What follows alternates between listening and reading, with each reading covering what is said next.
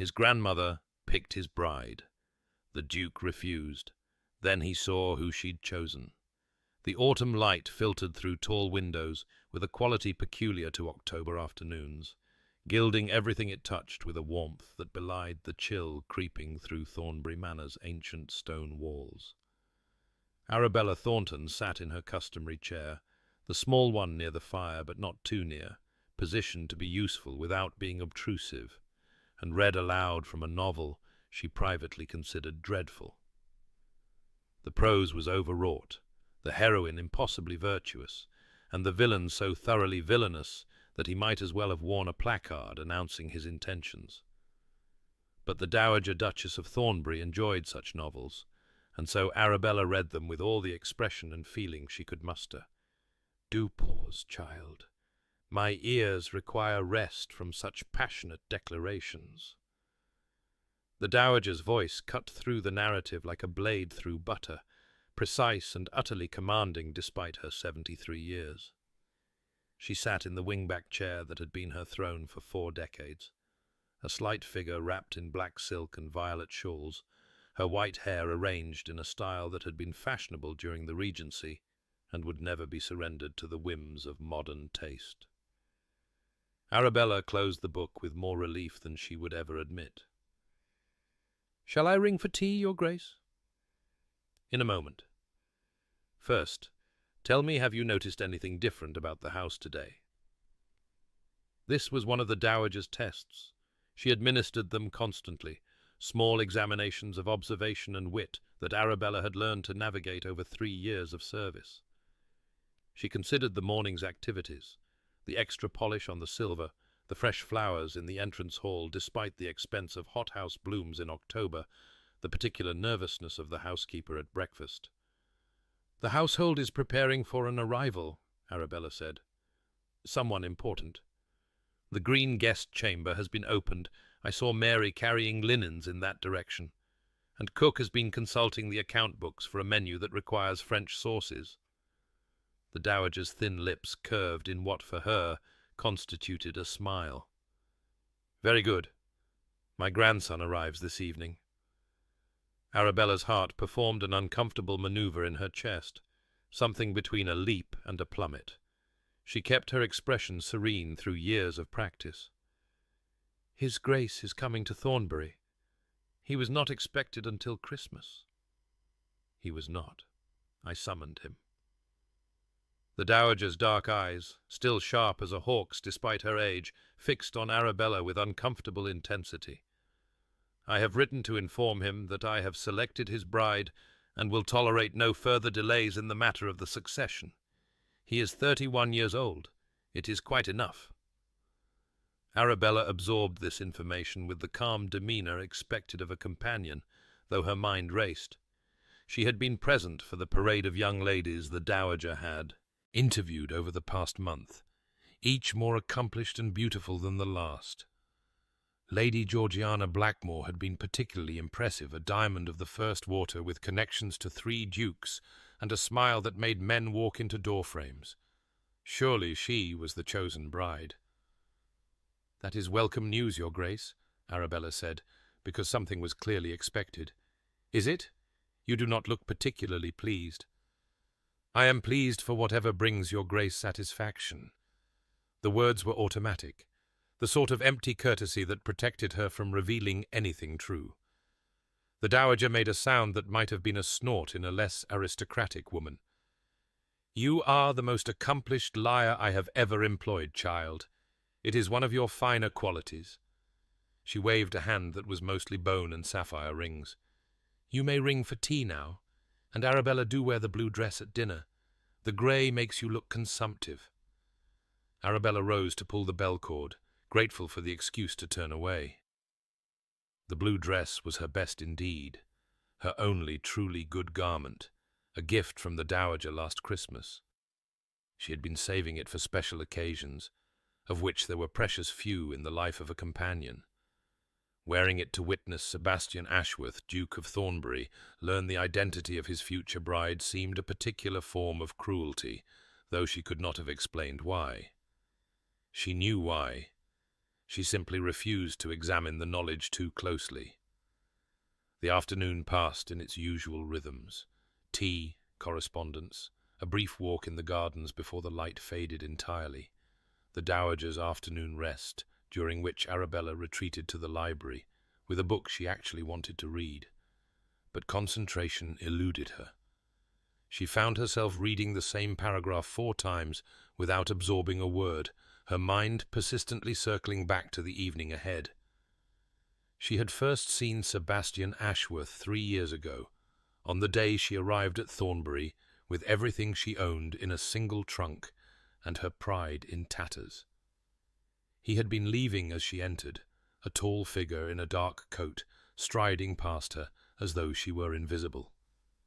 She had caught a glimpse of sharp grey eyes, a jaw set in harsh lines, and then he was gone, leaving only the scent of sandalwood and winter air in his wake. In the 3 years since, she had learned to be invisible in earnest. It was safer that way. The Duke visited Thornbury perhaps 4 times a year, staying a week or 2 before returning to his London life, about which Arabella knew nothing and desired to know less. During those visits, she perfected the art of being present without being seen, useful without being noticed, necessary without being acknowledged. And if she sometimes watched him when she thought no one was looking, if she had memorized the way his brow furrowed when he read, the rare sound of his laugh, when his grandmother said something particularly outrageous, the surprising gentleness with which he helped the old woman navigate stairs she was too proud to admit had become difficult, well, that was her secret shame. She was invisible, and invisible women were permitted their private foolishness.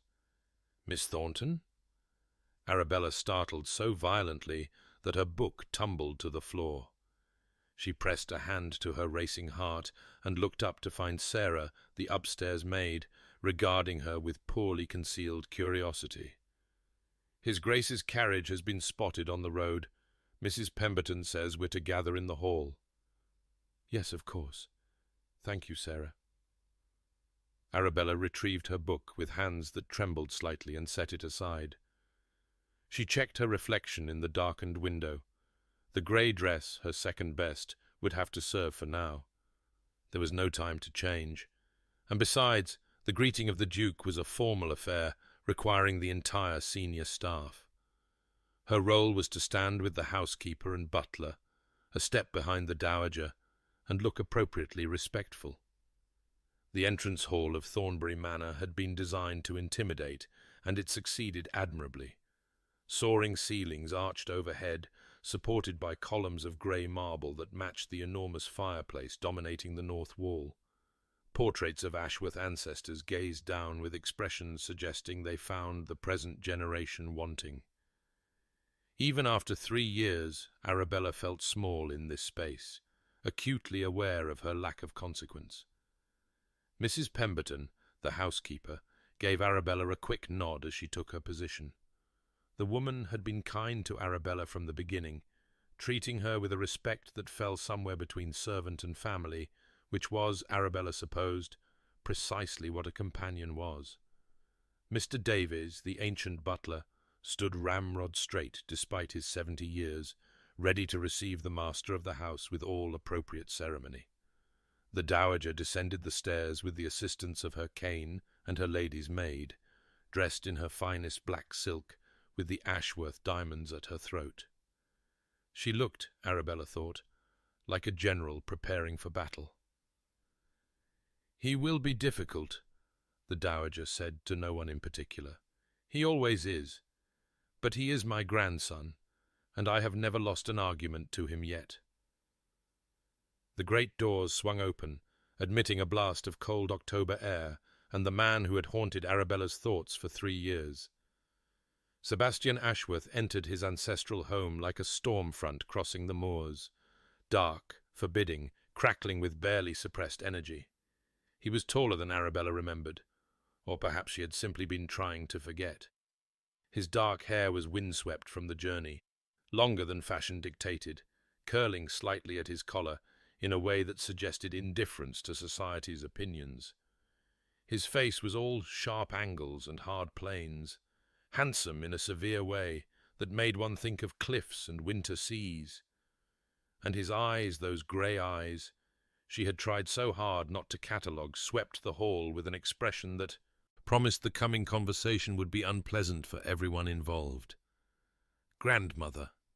He bent to kiss the dowager's cheek with the mechanical precision of long habit. "You summoned. I have come. I trust this will be brief. You will find, Sebastian, that matters of succession are rarely brief." The dowager's tone could have frozen the Thames. "But we shall discuss that after you have rested and taken dinner. Mrs. Pemberton has prepared your usual rooms." "I require neither rest nor dinner. I require an explanation for why you have dragged me away from pressing business in London to announce that you have chosen my bride, as though I were a child who cannot select his own wife. If you could select your own wife, I would not need to choose for you. You have had 9 years since reaching your majority, and have produced neither wife nor heir. My patience, such as it is, has ended." Arabella watched this exchange with the fascination of a rabbit watching wolves. The tension between grandmother and grandson was palpable, a living thing that seemed to suck the air from the room. The servants stood frozen in their positions, barely breathing. "I have met every woman of suitable rank in London," Sebastian said, his voice dropping to a dangerous calm. "I have danced at Almack's, attended every tedious ball, endured the machinations of every marriage-minded mamma in England. I have done my duty in every respect save this one, and I will not be commanded in the matter of my own marriage. And yet here you are, answering my command." The silence that followed was so profound that Arabella could hear the fire crackling in the distant drawing-room. Sebastian's jaw tightened, a muscle ticking beneath the skin. For a moment, she thought he might turn and walk back out the door he had entered. "I came," he said finally, each word precise as a blade, "because you are my grandmother, and I owe you respect, despite your determination to make that respect impossible. But I will not marry whatever insipid creature you have selected for me. I will not pretend otherwise. You will meet her. You will spend 1 week in her company, 1 week of honest effort, Sebastian, not this wall of ice you present to everyone. And if, at the end of that week, you still refuse, I will cease my matchmaking forever. You have my word." Arabella saw the flicker of surprise in Sebastian's expression, quickly masked. The dowager's word was iron. Everyone knew it. If she promised to cease, she would cease. 1 week, Sebastian said slowly, "and you will accept my decision at its end, whatever that decision may be." "I will, though I think you will find your decision is not what you expect." "Unlikely. I have never met a woman who could hold my interest for a week." His gaze swept the hall again, dismissing everyone present without actually seeing them. His eyes passed over Arabella as though she were a particularly unremarkable piece of furniture. "Have your bride presented?" "At dinner. The sooner this farce begins, the sooner it will end." He strode toward the stairs without waiting for response, taking them 2 at a time with the restless energy of a caged animal. The household exhaled collectively as his footsteps faded down the upper corridor. "Well," the dowager said into the ringing silence, "that went rather as expected. Mrs. Pemberton, dinner at 8. Arabella, attend me in my sitting-room in 1 hour. We have much to discuss." The next hour was the longest of Arabella's life. She changed into the blue dress, as instructed, her fingers clumsy on the buttons, her mind racing through possibilities. The dowager wished to discuss the week ahead, certainly. Perhaps she wanted Arabella to serve as a sort of chaperone for the Duke and his intended. Perhaps she needed help planning entertainments to showcase Lady Georgiana's accomplishments. Perhaps. But Arabella's imagination failed her. She could not guess what the dowager truly intended. At the appointed time, she made her way to the sitting room, where she had read dreadful novels only hours before. The fire had been built up against the evening chill, and candles had been lit, casting warm pools of light across the familiar furniture. The dowager sat in her usual chair, but she was not alone. Sebastian Ashworth stood by the window, his back to the room, staring out at the darkness beyond. He had changed from his travelling clothes into evening dress, the black coat emphasizing the breadth of his shoulders, his dark hair now tamed into something approaching respectability. He did not turn when Arabella entered. "Ah, there you are." The dowager gestured to the chair across from her, not Arabella's usual seat, but the one reserved for guests of importance. "Sit, child. We have been waiting for you."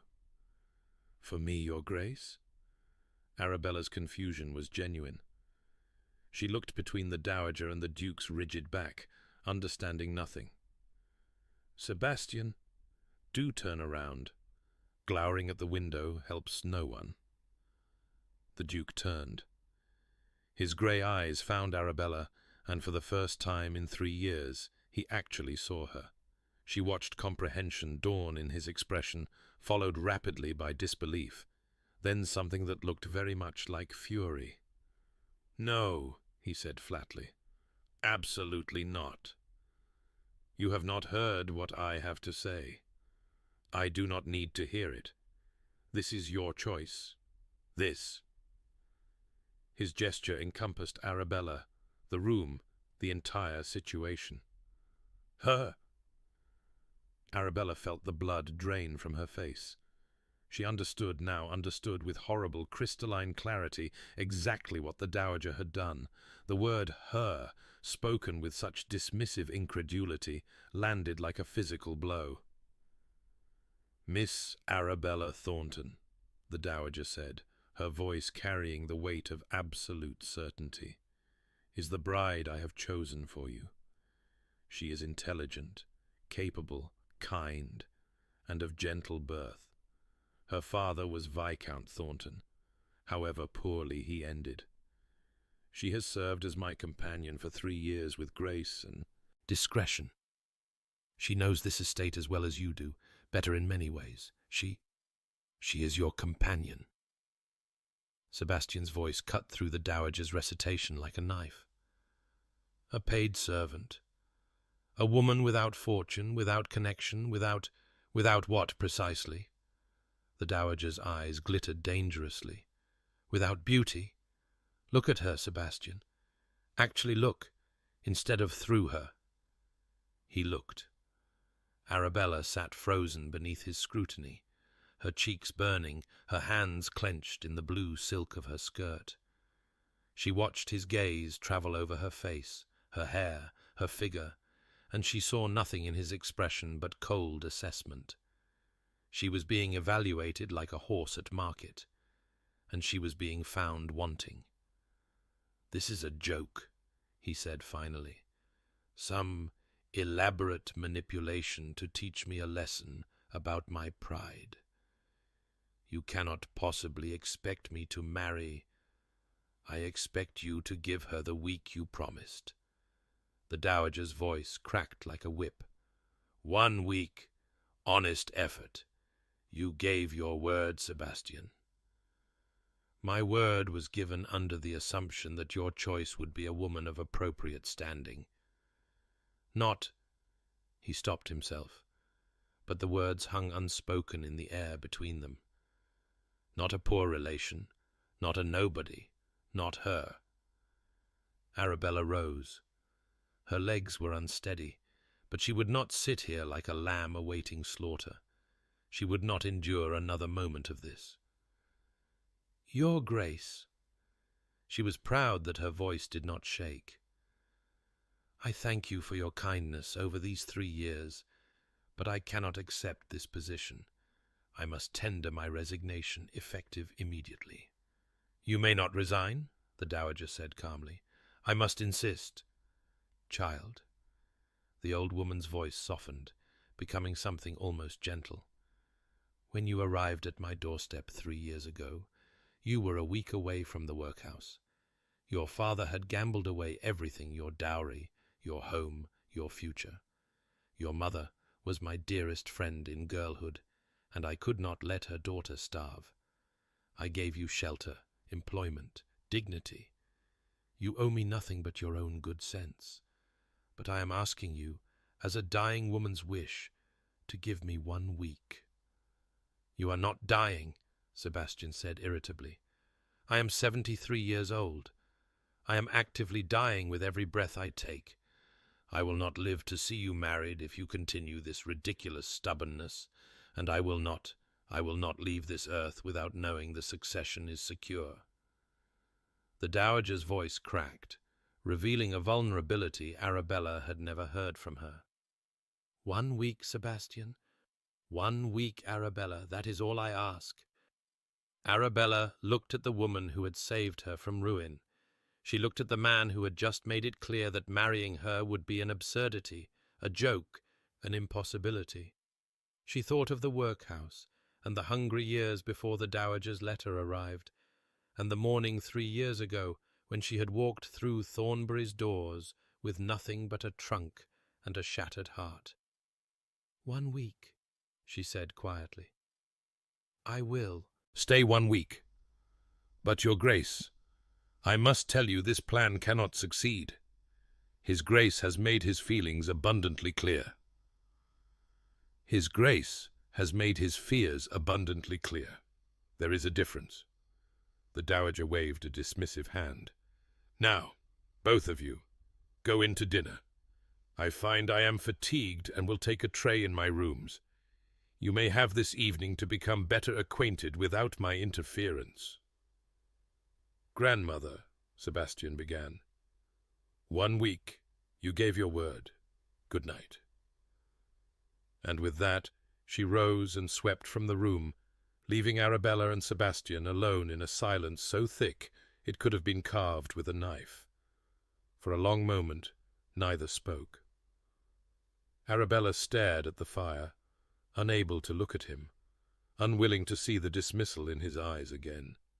She could hear him breathing, hear the creak of his shoes on the floor as he shifted his weight, but he made no move to leave or speak. "Miss Thornton?" His voice was clipped, formal, utterly devoid of warmth. "I owe you an apology." "You do not." She forced herself to turn, to meet his gaze with what dignity she could muster. "You spoke honestly. I would rather honesty than false courtesy." "What you witnessed was neither honest nor courteous. It was the reaction of a man ambushed by his grandmother's machinations, and you should not have been subjected to it." He ran a hand through his carefully arranged hair, destroying its order. "But let us be clear. This marriage will not take place. I do not know what game my grandmother is playing, but I will not participate in it." "We are in agreement, Your Grace." The words came out steady. Though her heart was cracking into pieces, she would have to collect later, in private. "I have no desire to marry a man who finds the very idea of wedding me absurd." Something flickered in his expression. Surprise, perhaps, or discomfort. "I did not mean—" "You said quite enough. I understood perfectly." She moved toward the door, needing to escape before her composure shattered entirely. "If you will excuse me, I find I am not hungry this evening." "Miss Thornton?"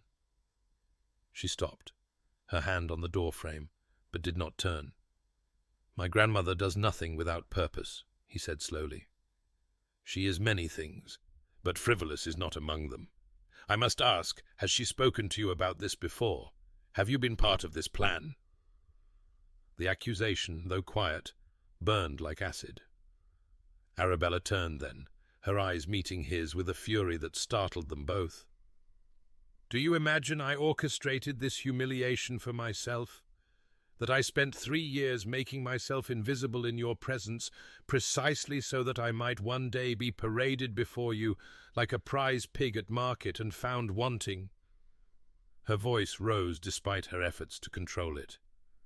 I had no knowledge of your grandmother's intentions until I walked into this room. I wish to God I had remained in ignorance." She was crying. She could feel the hot tears sliding down her cheeks, and she hated herself for the weakness, hated him for witnessing it, hated the Dowager for putting her in this impossible position. "Miss Thornton!" He stepped toward her, his expression shifting into something she could not read. "Good night, Your Grace." She fled before he could speak again, her blue dress rustling as she hurried down the corridor toward the servants' stair, toward the small room under the eaves that was hers alone, toward the only privacy left to her in this house that had never truly been her home. She did not hear him follow. She did not expect him to. In her room, barely more than a closet, really, with a narrow bed and a washstand and a window that looked out on the kitchen garden, Arabella finally allowed herself to weep properly. She pressed her face into her pillow and sobbed until her throat ached, until she had no tears left, until the candle she had lit guttered and went out, leaving her in darkness. It was not the humiliation that hurt most, though that was bitter enough. It was not even Sebastian's dismissal, though his words had cut deeper than she wanted to admit. It was the hope. For 3 years she had told herself she felt nothing for the Duke beyond the ordinary admiration any woman might feel for a handsome man. She had perfected her invisibility precisely because visibility would mean acknowledging the impossible yearning that rose in her chest whenever he walked into a room. She had convinced herself that her feelings were a schoolgirl's fancy, easily overcome, hardly worth examining. The Dowager's announcement had stripped away that comfortable fiction. In the moment when the old woman had named her as Sebastian's intended bride, Arabella had felt something surge in her heart, something wild and foolish and desperately, devastatingly hopeful. For one bright instant, she had imagined what it might be like to be seen by him, wanted by him, loved by him. And then he had spoken, and the hope had died, and now she understood what she should have known all along, that wanting the impossible only made the impossible more painful. She rolled onto her back and stared at the ceiling, invisible in the darkness. Tomorrow she would rise and dress and go about her duties, and begin the long week of pretending that none of this had happened. She would be as invisible as she had ever been, more so, because now invisibility was a mercy rather than a survival strategy. 1 week. She could endure anything for 1 week. Sebastian stood alone in his grandfather's study, his study now, though it never felt that way, and poured himself a generous measure of whiskey. The fire had been laid but not lit, and he made no move to remedy that. The cold suited his mood. He had handled that badly. He knew it even as the words left his mouth, knew that his reaction was disproportionate, knew that he was punishing an innocent woman for his grandmother's sins. But the ambush had caught him utterly off guard, and when Sebastian Ashworth was caught off guard, he attacked. It was, he reflected, grimly, one of his many character flaws, the companion. His grandmother had chosen her companion, not Lady Georgiana with her diamonds and her pedigree, not any of the well-bred young women who had paraded through London's ballrooms in pursuit of his title. A woman without fortune, without connection, without anything to recommend her except what? He tried to recall what he knew of Miss Thornton and found his knowledge embarrassingly thin. She had been at Thornbury for 3 years, a quiet presence at his grandmother's elbow, and he had barely registered her existence. A face glimpsed across the dinner table, a voice reading aloud in the next room, a figure in grey or brown, self-effacing to the point of invisibility. But tonight she had worn blue. The memory surfaced unbidden. Arabella Thornton standing in the sitting-room doorway, the candlelight warming her copper hair to burnished gold, her brown eyes wide with confusion that became understanding, that became devastation. She was not beautiful in the conventional sense. Her features were too irregular. her figure too generous, her coloring too vivid. But there was something about her face that stayed with him, some quality of expressiveness that made her impossible to look away from once one had actually looked. He had not looked. For 3 years he had deliberately, systematically failed to see her at all. Why? The question nagged at him as he drank his whiskey and stared at the cold fireplace. There was something there, some instinct that had kept his gaze sliding past her, some self-protective mechanism that had rendered her invisible long before she perfected the art herself. And then, tonight, when she had stood before him with tears streaming down her face, asking if he truly thought she had orchestrated her own humiliation, he had wanted to touch her. The realization hit him like a blow to the solar plexus. He had watched her weep and felt something crack open in his chest, some long-sealed door that he had believed rusted shut forever. He had taken a step toward her without conscious decision, his hand rising to what? Wipe away her tears? Cup her trembling chin? Pull her into his arms and... She had fled before he could discover what madness he might have committed. Thank God. Sebastian drained his glass and poured another. His grandmother was a manipulative old witch, and this was exactly the sort of elaborate scheme she would devise to force his hand. She knew him too well. That was the trouble. She knew that he could resist duty and pressure and logical arguments, but she also had perhaps always known that his deepest weakness was not pride or stubbornness. It was loneliness. He had been alone since his parents' death 9 years ago, a young man suddenly burdened with a dukedom and debts, and a grandmother whose grief manifested as iron control. He had retreated into coldness because warmth hurt too much. He had rejected connection because connection led to vulnerability, and vulnerability led to the kind of devastation he had experienced once and sworn never to experience again. Eliza Montfort. Even now the name sent a spike of bitter memory through him. He had been 24, naive despite his title, desperately in love with a woman who had seemed to return his feelings. He had courted her for a season, imagining a future, planning a proposal, and then, 3 days before he intended to declare himself, he had overheard her laughing with her mother about her conquest. Poor besotted fool, she had called him. Did you see his face when I let him hold my hand? He actually believes I might marry him, as though I would shackle myself to a cold fish like Thornbury, when Lord Pembroke has 3 times the fortune and actually knows how to smile. He had not smiled since. Not genuinely, not with joy.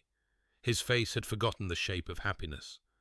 And now his grandmother expected him to open himself to that possibility again, to risk everything on a woman he didn't know, a woman without the social protections that should have prevented Eliza from treating him so cruelly. It was madness. It was impossible. It was...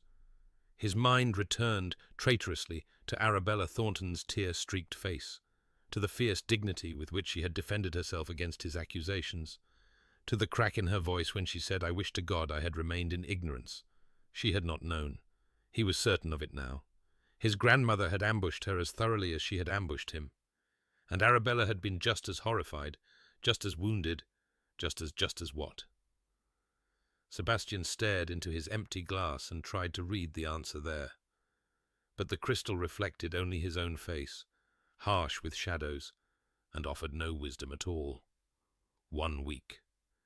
He had promised his grandmother 1 week of honest effort. He had imagined that promise would require him to endure some simpering debutante's company for a few days, before sending her away with a polite rejection. He had not imagined the quiet woman in blue who had watched him with brown eyes, full of something that looked almost like loss. Sleep, when it finally came, was troubled by dreams he could not quite remember come morning. But he woke with the lingering impression of copper hair spread across a pillow, and a voice saying his name in a way no one had ever said it before. Morning light crept through the tall windows of the breakfast room, with the tentative quality of autumn sunshine, pale gold filtering through clouds that promised rain before nightfall. Arabella had risen before dawn, her sleep fragmented by dreams she preferred not to examine, and had already completed her morning duties before most of the household stirred. She had helped the dowager dress, organized correspondence, and consulted with Mrs. Pemberton about the week's menus, all the ordinary tasks that had structured her days for 3 years. Ordinary tasks performed in extraordinary circumstances.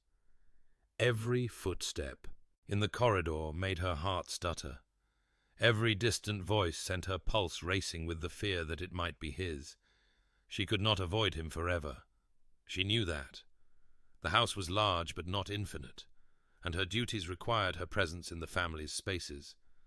But she could delay the inevitable encounter, could arm herself with composure before facing him again. The dowager had other plans. "You will breakfast with Sebastian this morning," the old woman announced, as Arabella finished arranging her correspondence. "I shall take a tray in my rooms. My constitution requires rest." "Your Grace, I hardly think—" "That is the trouble, child. You think entirely too much." The dowager fixed her with those sharp, dark eyes that seemed to see everything. 1 week. You promised me 1 week. That promise requires more than hiding in the servants' quarters and hoping my grandson forgets you exist. I was not hiding. The lie sounded unconvincing even to her own ears. I was attending to my duties. Your duty this week is to be seen, to allow Sebastian to know you as I know you, to demonstrate that you are precisely the woman he needs, whether he has the wit to recognize it or not. The dowager's voice softened almost imperceptibly. I did not choose you to punish him, Arabella. I chose you because you are remarkable, and because I have watched him watch you when he thinks no one notices. Arabella's heart clenched. He does not watch me. He does not see me at all. He sees you. He simply does not know what he is seeing. The dowager waved a dismissive hand. Go. Breakfast. And for heaven's sake, wear something other than grey. You look like a governess in mourning. The breakfast room was empty when Arabella arrived, and she allowed herself a moment of cowardly relief. Perhaps Sebastian had already eaten. Perhaps he had returned to London in the night, his promise to his grandmother be damned. Perhaps the door opened behind her, and every fragile hope shattered. Miss Thornton. His voice was carefully neutral, stripped of the contempt that had coloured it the night before. I did not expect to find you here. She turned, her composure as fragile as spun glass. He stood in the doorway wearing morning clothes that emphasized his height and breadth, his dark hair still damp from washing, his grey eyes unreadable. He looked, she thought with helpless honesty, like something out of her most foolish dreams. The dowager suggested I breakfast here this morning. The words came out steady, a small miracle. If you would prefer privacy, I can... Stay. He crossed to the sideboard, helping himself to eggs and toast with the efficient movements of a man who had learned to serve himself. My grandmother has made her wishes clear. We are to become better acquainted. I imagine hiding in separate rooms would defeat her purpose. Arabella remained standing, uncertain whether to sit, uncertain of everything. Your Grace, about last night, I behaved abominably. He turned to face her, his plate in hand, his expression tightening with something that might have been shame. I have already acknowledged that I owe you an apology. I should have controlled my reaction, regardless of my grandmother's provocation. You were ambushed. We both were. That is no excuse. He gestured to the table. Will you sit? I find it difficult to eat while you stand there looking at me as though I might bite. A startled laugh escaped her before she could prevent it. A small sound, quickly stifled, but it transformed his face in a way she had never witnessed. His eyes widened slightly, and something flickered in their grey depths that made her breath catch. "Forgive me." She moved to her chair, grateful for the excuse to look away from him. "That was inappropriate. It was honest. I prefer honesty to the endless empty courtesies I encounter in London." He sat across from her, farther than strict etiquette required, as though maintaining distance for both their sakes. "My grandmother tells me you have been her companion for 3 years. I confess I have paid shamefully little attention to your presence in that time." "That was rather the point, Your Grace. A good companion is neither seen nor heard unless required. And yet my grandmother sees you. She knows you well enough to consider you suitable as a duchess." His tone held genuine curiosity now, the anger of the previous night apparently banked, if not extinguished. "What does she see that I have missed?" The question caught Arabella off guard. She had expected cold politeness, perhaps barely veiled hostility. She had not expected him to actually wonder about her. "I am certain I cannot say what the dowager sees." She focused on her tea, willing her hands not to tremble. "Her Grace has her own counsel, and rarely shares it." "That is not an answer." "It is the only answer I have." She met his gaze then, finding courage in honesty. "I do not know why she chose me. I cannot imagine what qualities she believes I possess that would suit your requirements. I know only that she has been kind to me, and that I owe her a debt I can never repay, and that I promised her 1 week." Sebastian studied her for a long moment, his breakfast forgotten. "You truly did not know, before last night?" "I truly did not know." She set down her teacup with careful precision. "If I had known, I would have fled this house before you arrived. I would have spared us both the humiliation of that scene." "The humiliation was mine, not yours. My grandmother presented you as a suitable bride, and I responded as though she had offered me an insult." He shook his head, a muscle tightening in his jaw. "Whatever my feelings about this situation, you deserve better than to be treated as though your very existence is offensive." "That is surprisingly gracious, Your Grace." "I am not entirely without manners, Miss Thornton, merely without patience for being manipulated." He picked up his fork, then set it down, again apparently unable to commit to eating. "Tell me about yourself. Not the facts my grandmother could recite, your father's title, your reduced circumstances, your years of service. Tell me something true." The request felt like a trap, but his grey eyes held only genuine interest. Arabella considered her words carefully. "I love to read," she said finally. "Not the novels your grandmother prefers. I find them rather overwrought, but histories and natural philosophy and poetry when I can acquire it. I have memorized most of Shakespeare's sonnets because the library here has a beautiful edition, and I was not certain I would always have access to such things." "You expected to leave?" "I expect nothing, Your Grace. I have learned that expectations lead to disappointment." She took a breath, oddly liberated by the honesty he had requested. "I love the gardens here, particularly in autumn when the leaves turn. I love the sound of rain on the windows when I am warm inside with a book. I love your grandmother's sharp tongue, though I know I should not admit it. She reminds me of my mother, who could devastate a pretentious fool with a single sentence."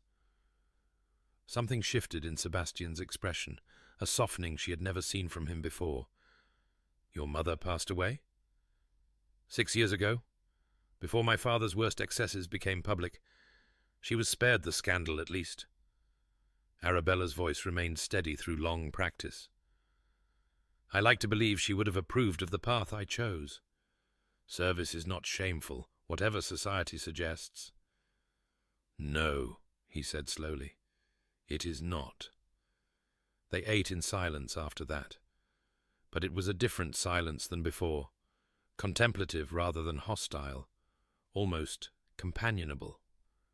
Arabella found herself stealing glances at him, noting the way he frowned at his eggs as though they had personally offended him, the way his long fingers wrapped around his teacup, the way early light caught the silver threads just beginning to appear at his temples.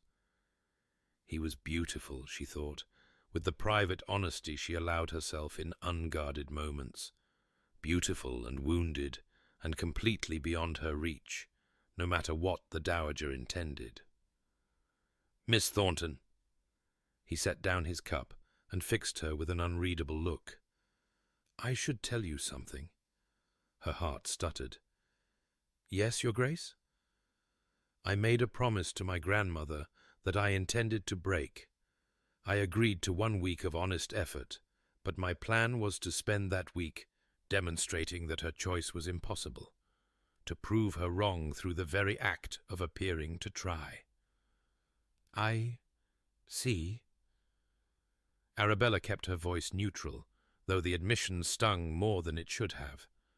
Of course he had not intended to give her a genuine chance. Why would he? "I am telling you this because I no longer intend to pursue that course." He met her eyes, and something in his gaze made her breath catch. "You are not what I expected. You are honest and intelligent, and apparently unafraid to speak the truth to a man who has given you every reason to fear his temper.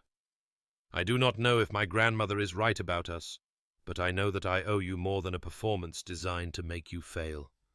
"What are you proposing, Your Grace?" "Nothing so formal as a proposal." A ghost of a smile crossed his face, there and gone so quickly she might have imagined it. "I am proposing that we spend this week as my grandmother intended honestly, that we come to know each other without pretense or agenda, that we see what exists between us, if anything, without the burden of predetermined conclusions." Arabella stared at him, unable to credit what she was hearing. "You are willing to genuinely consider me as a potential wife?" "I am willing to know you. The rest will follow or it will not." He rose from the table, and she saw tension in the set of his shoulders despite his measured words. "I cannot promise more than that. I have reasons to be wary of such entanglements, but I can promise to try, and I have not made such a promise to any woman in many years." He left before she could formulate a response, his footsteps echoing down the corridor and fading into silence. Arabella sat alone in the breakfast room for a long time afterward, her tea growing cold, her mind struggling to process what had just occurred. Hope stirred in her chest again, fragile, foolish, impossible to suppress. She tried to crush it as she had crushed it the night before, but this time it refused to die. This time it grew. The storm arrived 3 days later.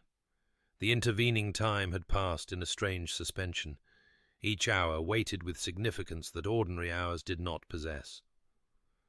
True to his word, Sebastian had made genuine efforts to know Arabella, walking with her in the gardens, joining her and the dowager for meals, appearing in the library during her afternoon reading hours, with questions about the books she chose. They talked of philosophy and politics, of estate management and tenant welfare, of poetry and history, and the small observations that made up a life. Arabella discovered that Sebastian's cold demeanour concealed a keen intelligence and an unexpectedly dry wit. He discovered that her quiet reserve masked passionate opinions on nearly every subject, opinions she had learned to suppress, but which emerged when she felt safe enough to voice them. The dowager watched their growing ease with satisfaction she made no effort to hide. "I told you," she said to Arabella on the 3rd morning. "I told you he sees you." "He sees a curiosity," Arabella replied, though her heart suggested otherwise. "A puzzle to be solved during a tedious week in the country. Once the novelty fades, you underestimate yourself. You always have." The dowager's voice carried an edge of frustration. Your father's cruelty left its mark, I know, but his judgment of your worth was meaningless, Arabella. He was a weak man who resented anyone stronger than himself. You were stronger, and he could not bear it. So he convinced you that you were nothing. The words struck too close to truth. Arabella turned away, blinking back unexpected tears. My grandson has his own wounds, the dowager continued more gently. His own reasons for believing himself unworthy of love. Perhaps you might heal each other if you are brave enough to try. But bravery felt impossible when the storm struck that afternoon, bringing not just rain, but chaos. The messenger arrived soaked to the bone, his horse lathered and trembling, with news that the river had overflowed its banks and flooded several tenant cottages downstream. Families were trapped, belongings destroyed, livestock scattered. The estate steward had broken his leg the previous week, leaving no one to coordinate the response. Sebastian was in the stables before the messenger finished speaking, calling for horses and men, his aristocratic reserve vanishing beneath a commander's decisive authority. Arabella watched him issue orders, organize rescue parties, and prepare to ride out into the teeth of the storm, and made her decision. I am coming with you. He turned, rain already plastering his hair to his forehead, and stared at her as though she had spoken in tongues. Absolutely not. I know these people. I have visited every tenant cottage on this estate, heard their concerns, learned their names. I know which families have elderly members who will need extra care, which have young children who will be terrified, which have skills that might prove useful in a crisis. She stood her ground as the wind howled around them. You need me. I need you safe and dry in the house. Then you will manage without information that might save lives. She met his eyes, refusing to flinch. I am not fragile, Your Grace. I am not some ornamental flower to be protected from unpleasant realities. If you truly wish to know me, know this. I will not stand idle while people I care about suffer. Something shifted in his expression, surprise perhaps, or the beginning of respect. You will stay by my side. You will follow my instructions without argument. And if I tell you to take shelter, you will do so immediately. Agreed. They rode out together into the storm. The hours that followed dissolved into fragments of desperate effort and small triumphs. Arabella directed rescuers to the Miller family's cottage, where old Mrs. Miller had refused to leave without her cats, and then to the Wright homestead, where 3 small children huddled in the loft while water rose around them. She organized temporary shelter in the village church, delegated tasks with quiet efficiency, and somehow found time to comfort a sobbing widow who had lost her entire store of winter provisions to the flood. Sebastian watched her work, and what he saw transformed something fundamental in his understanding. This was no society miss playing at charity.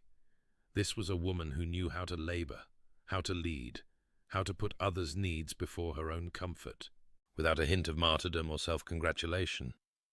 She had stripped off her sodden pelisse to wrap around a shivering child, had waded through knee-deep water to retrieve medication for old Mr. Fletcher's aching joints, had held the hand of a dying barn cat so that Mrs. Miller's grandson would not have to witness its last moments alone. She was extraordinary, and he had nearly missed her entirely. By nightfall, the immediate crisis had passed. 23 families had been evacuated to the church, the village hall, and the manor's own servants' quarters. No lives had been lost, though several cottages would require extensive repairs. Sebastian stood in the groundskeeper's cottage, the only structure on the north edge of the estate, still untouched by flooding, and watched rain stream down the windows, while Arabella tended the fire she had insisted on building. "We cannot return to the main house tonight," he said, voicing what they both already knew. "The bridge is washed out, and the back road has become impassable. We will have to shelter here until morning." I assumed as much. She did not look up from her task, but he caught the faint tension in her shoulders. "The cottage is well provisioned. Mr. Hartley keeps emergency supplies here for just such occasions." "You knew that?" "I know a great many things about this estate, Your Grace. As I mentioned before."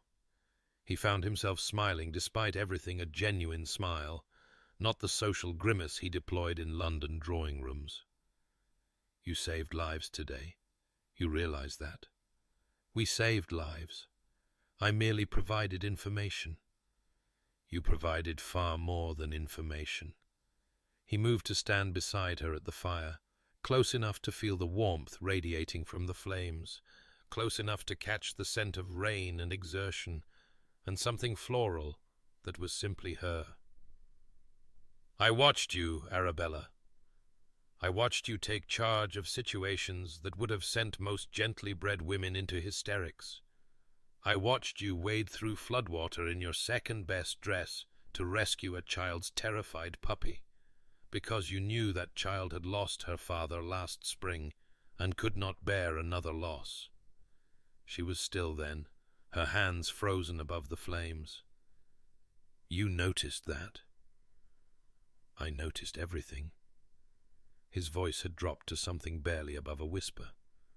"I have been noticing everything about you for 3 days, and I find that I cannot stop.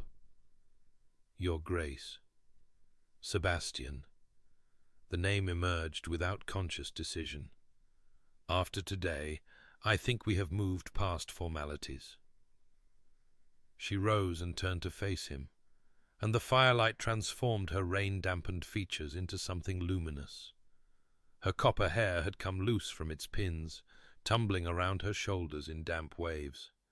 Her brown eyes held depths he was only beginning to fathom. She looked like a goddess of autumn storms, fierce and beautiful and utterly beyond the pale society misses he had spent years rejecting. "Sebastian." She tested the name as though learning a new language. "I should tell you something." "Yes?" "I have been in love with you for 3 years." The words fell into the silence like stones into still water, their ripples spreading outward in ways neither could predict. Sebastian stared at her, his carefully maintained composure cracking at last. "You what?" "I watched you." She did not look away, though her cheeks flushed crimson. "From the shadows, from the corners of rooms, from the invisible places companions are expected to occupy. I watched you argue with your grandmother and yield to her when you thought no one was looking. I watched you slip coins to the footman at Christmas when you believed yourself unobserved. I watched you sit with old Mr. Davies when he was ill, reading to him for hours, though you had affairs in London that could not wait. I watched you, and I fell in love with a man I was certain would never see me." Sebastian's chest ached with an emotion he could not name. "Arabella, you asked for honesty. This is honesty." She took a breath that seemed to cost her everything. "I know that I am not what you would have chosen. I know that your grandmother forced this situation upon us both, and that whatever kindness you have shown me this week may be nothing more than duty. But I cannot spend another moment pretending that my heart is not engaged, that I view this week as an intellectual exercise in compatibility. I love you. I have loved you since you carried Mrs. Pemberton's packages up 3 flights of stairs because her knee was troubling her and you thought no one noticed. I will love you when this week ends and you send me away, as we both know you must." "Must I?" His voice emerged rough, unfamiliar even to his own ears. "You seem very certain of my intentions. I know what is possible and what is not. A duke does not marry a penniless companion. A man like you does not choose a woman like me." "A man like me." He stepped closer, closing the distance between them until barely a hand's breadth separated their bodies. "Tell me, Arabella, what do you imagine I am like?" "Cold." The word trembled on her lips. "Proud, bound by duty and propriety, too wounded to risk—" "Wounded." He raised his hand, and his fingers brushed her cheek with the delicacy of moth wings. "Yes, that at least is true." She shivered at the contact, but did not pull away. "Sebastian? I loved someone once." The confession emerged from a place he had kept locked for 7 years, a place he had sworn never to open again. Her name was Eliza Montfort. She was beautiful, accomplished, everything a duke is supposed to want. I courted her for a season, planning a future, dreaming of a life together. And then I overheard her laughing with her mother about what a besotted fool I was, how she had never intended to accept me, how she found me cold and dull and impossible to truly want. Arabella's eyes widened with understanding. "Oh, Sebastian." I swore I would never be vulnerable again, never allow another woman close enough to wound me. My grandmother's matchmaking was an annoyance, not a temptation I knew I could resist any woman she chose, because I had made myself incapable of feeling anything at all. He cupped her face in both hands now, marveling at the warmth of her skin, the way her eyes softened with compassion he did not deserve. "And then I saw you standing in that sitting room in your blue dress, and something cracked open in my chest that I had believed sealed forever. I do not understand, nor do I." His thumb traced the curve of her cheekbone, wiping away a tear he had not realized she was shedding. "I only know that I have spent 3 days watching you, learning you, falling into something I swore I would never feel again. I know that when I saw you wade into that floodwater today, my heart stopped in my chest. I know that standing here with you now, I want things I had convinced myself I was incapable of wanting." "What things?" "You." The word was a surrender. "I want you, Arabella. Not because my grandmother chose you, not because duty demands an heir, not because you are convenient or suitable or appropriate.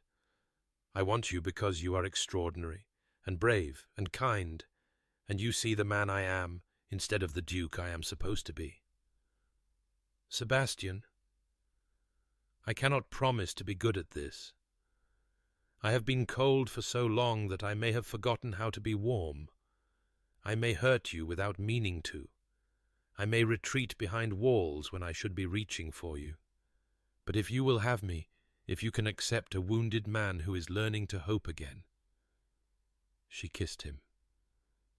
It was not a gentle kiss. There was nothing tentative about the way her hands fisted in his wet coat, nothing demure about the sound she made when his arms came around her and pulled her close. 3 years of longing poured out of her in that kiss, and he answered with 7 years of his own hunger and desperation, and the terrifying joy of barriers finally falling. When they broke apart at last, both breathing hard, Sebastian rested his forehead against hers and laughed a real laugh, rusty from disuse but undeniably genuine. "What is amusing?" Arabella demanded, though she was smiling too. "My grandmother. She will be insufferably pleased with herself." "She usually is. She knew." He shook his head in wondering disbelief. "She watched me watching you for 3 years, and she knew before I did. The manipulative old witch. That manipulative old witch is the reason I am in your arms instead of the workhouse. Then I shall have to thank her." He kissed her again, softer this time, a promise rather than a confession. "Tomorrow. Tonight, I find I have other priorities." They did not share a bed that night. Propriety still held some sway, even in exceptional circumstances. But they sat together before the fire until dawn, talking in a way neither had talked to anyone in years. Sebastian told her about his parents' death, about the guilt he still carried for surviving when they did not. Arabella told him about her father's cruelty, about the years of being told she was too plain, too outspoken, too much of everything no man would want. They found in each other's wounds a strange kind of healing, the recognition that they were not alone in their damage, that their scars might fit together like puzzle pieces long separated. When morning came, they returned to the manor house, changed in ways the household could not fail to notice. Sebastian helped Arabella from her horse with hands that lingered too long, eyes that never left her face. The servants exchanged meaningful glances. The dowager, watching from her window, allowed herself a smile of pure triumph. But their return also brought complications they had not anticipated. A carriage stood in the drive, elegant and expensive, emblazoned with a crest Arabella did not recognize. Sebastian, however, went rigid at the sight. "What is it?" she asked, alarmed by the sudden tension in his frame. "That is the Blackmore crest." His voice had flattened into the aristocratic coldness she had not heard for days. "Lady Georgiana and her mother have arrived." Lady Georgiana Blackmore was everything Arabella was not. She descended from her carriage like a goddess, deigning to visit mortals, tall, slender, impossibly elegant in travelling clothes that likely cost more than Arabella's entire wardrobe. Her hair was the precise shade of gold that society poets waxed rhapsodic about. Her features might have been sculpted by an artist seeking to capture ideal beauty. Her smile, when she turned it on Sebastian, promised delights that would make angels weep with jealousy. "Your Grace." Her voice was honey and music. "How wonderful to see you again. When Mamma heard about the dreadful storm, she insisted we come immediately to see if we might offer assistance." Arabella watched Sebastian's face carefully and saw nothing but polite neutrality. But his hand, she noticed, had released hers as they approached the drive. The absence of his touch felt like a wound. "Lady Georgiana, Lady Blackmore." He inclined his head with formal courtesy. "Your concern is appreciated, though unnecessary. The situation is well in hand. But surely you could use additional support during such a trying time." Lady Blackmore swept forward, her maternal warmth as practiced as her daughter's beauty. "We were visiting friends in the area when we heard the news. It seemed only Christian to offer our services." "You were visiting friends?" Sebastian's tone did not change, but Arabella detected skepticism beneath the words. "How fortunate that your friends reside so close to Thornbury." "Is it not? The Hendersons, you remember them, surely have a charming estate just 20 miles distant. When Lady Henderson mentioned the flooding, I said to Georgiana, 'We must go at once. The Duke will be overwhelmed, and we cannot stand idle while friends suffer.'" Friends. The word hung in the air with deliberate significance. Medicus. Blackmore's smile suggested a closeness that Arabella was increasingly certain did not exist. "You are kind to concern yourself." Sebastian's formality remained impenetrable. "I am certain my grandmother will wish to thank you for your thoughtfulness. However, I should mention—" "Sebastian!" The dowager's voice cut through the awkward tableau like a blade. She stood in the manor's doorway, leaning heavily on her cane, her dark eyes sharp as ever, despite her obvious fatigue. "You have returned at last. I was beginning to worry that you and Miss Thornton had been swept away entirely. We sheltered in the groundskeeper's cottage, grandmother. The bridges were impassable. So I assumed, and I see we have unexpected guests." The dowager's gaze swept over Lady Blackmore and Lady Georgiana with an assessment that left no room for pretense. "How surprising! I was not aware you were in the area, Lady Blackmore." "A spontaneous visit of Christian concern." Lady Blackmore's smile did not waver, though something flickered in her eyes. I could not rest easy knowing Thornbury might require assistance. How very charitable. I am certain Sebastian has informed you that we are managing admirably. The flooding was inconvenient but not catastrophic, and our tenant families are all safe thanks to my grandson's quick action and Miss Thornton's invaluable assistance. Lady Georgiana's gaze found Arabella for the first time, and her expression shifted from polite disinterest to something sharper. She took in Arabella's dishevelled appearance, the muddied hem, the loosened hair, the unmistakable intimacy of a woman who had spent the night in close quarters with a man, and her beautiful features hardened almost imperceptibly. "Miss Thornton, I do not believe we have been introduced." "Miss Thornton is my companion." The dowager's emphasis was subtle but unmistakable. "She has been invaluable during the crisis. Indeed, I do not know what we would have done without her." "How fortunate that you have such devoted servants." The word landed precisely as intended. Arabella felt the sting of it, felt the reminder of her place in the social hierarchy. She was a companion, a paid employee, regardless of whatever had passed between her and Sebastian in the fire-lit cottage. In Lady Georgiana's world, she was nothing. But Sebastian moved then, a subtle shift of position that placed him closer to Arabella than to the newcomers. "Miss Thornton is rather more than a servant, Lady Georgiana, but I am certain you will come to understand that during your visit." He turned to his grandmother. "I assume our guests will be staying? It would be churlish to send them away after they have travelled so far out of Christian concern." The dowager's irony was palpable. "Lady Blackmore, Lady Georgiana, Mrs. Pemberton will show you to the guest chambers. I hope you will excuse our household's disarray.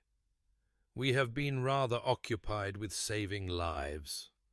The next hours were torture of the most exquisite variety.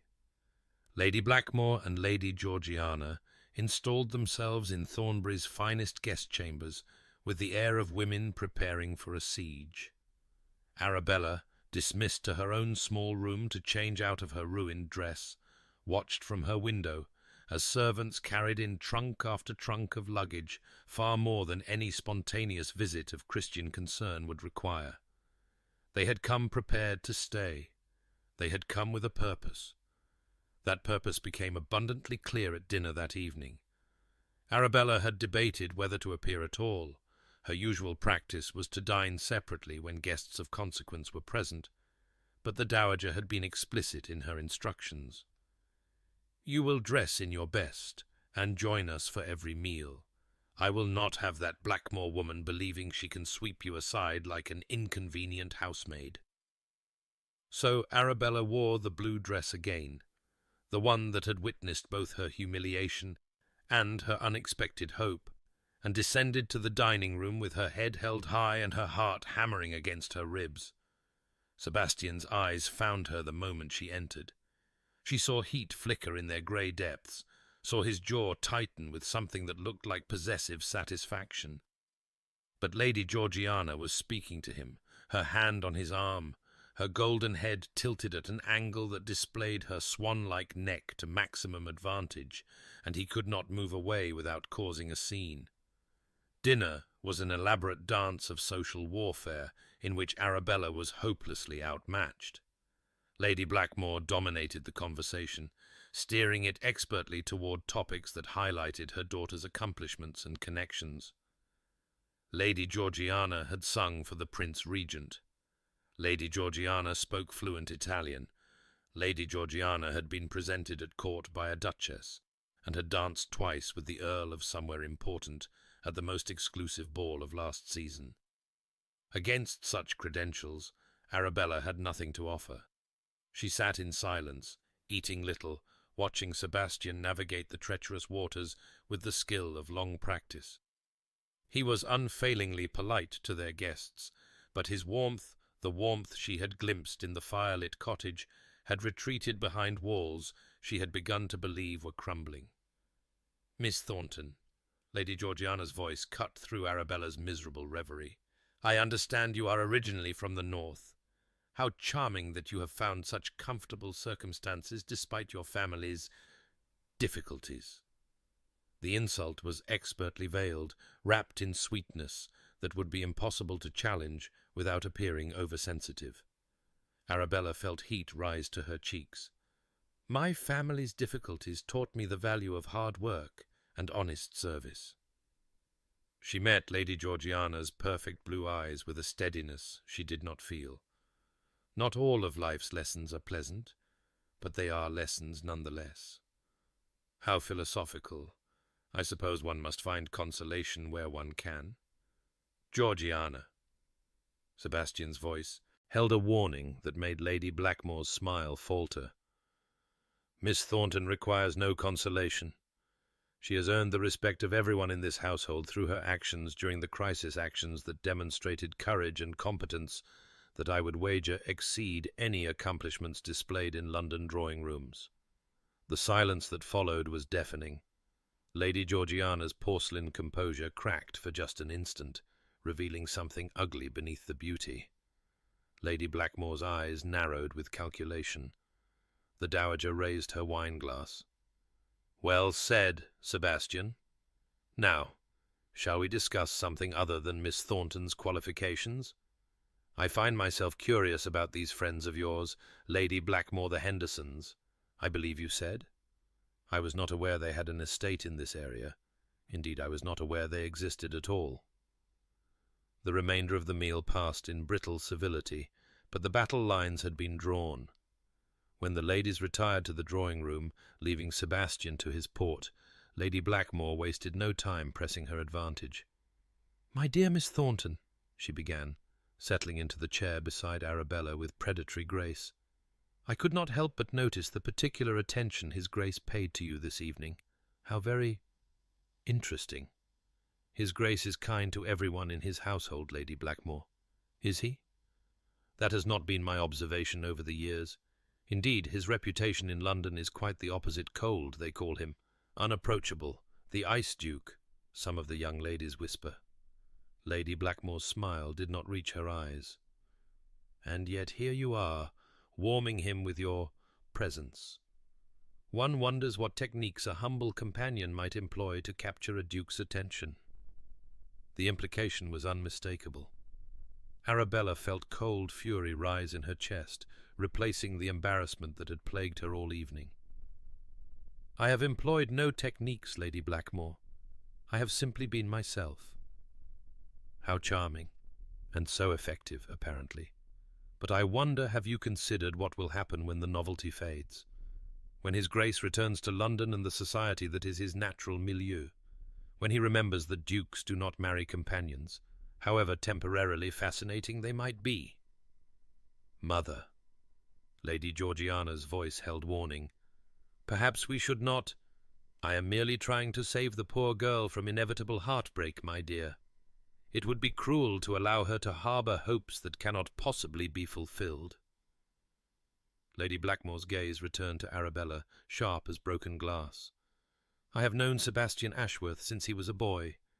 I knew his parents, rest their souls, and I can assure you, Miss Thornton, that whatever attentions he has shown you this week, they stem from nothing more than boredom and perhaps a misguided sense of gratitude for your assistance during the crisis. When he returns to himself, to his true self, you will be forgotten as completely as yesterday's newspaper." Arabella rose. Her legs were trembling, but her voice emerged steady. "Thank you for your concern, Lady Blackmore. I shall take your observations under advisement. Now, if you will excuse me, I find myself fatigued from recent events." She walked from the room with as much dignity as she could muster, but once beyond sight of the drawing-room, her composure shattered. She fled to the back staircase, the servant's route she had used for 3 years of invisibility, and climbed toward her small room under the eaves with tears streaming down her face. Lady Blackmore's words echoed in her mind, impossible to silence. Dukes do not marry companions. When the novelty fades, when he returns to himself. She had known this. She had always known this. The fever dream of the groundskeeper's cottage. Sebastian's kisses, his confessions, his talk of wanting her had been exactly that. A fever dream, born of crisis and proximity, and the temporary suspension of reality that came with sheltering from storms. He would return to London.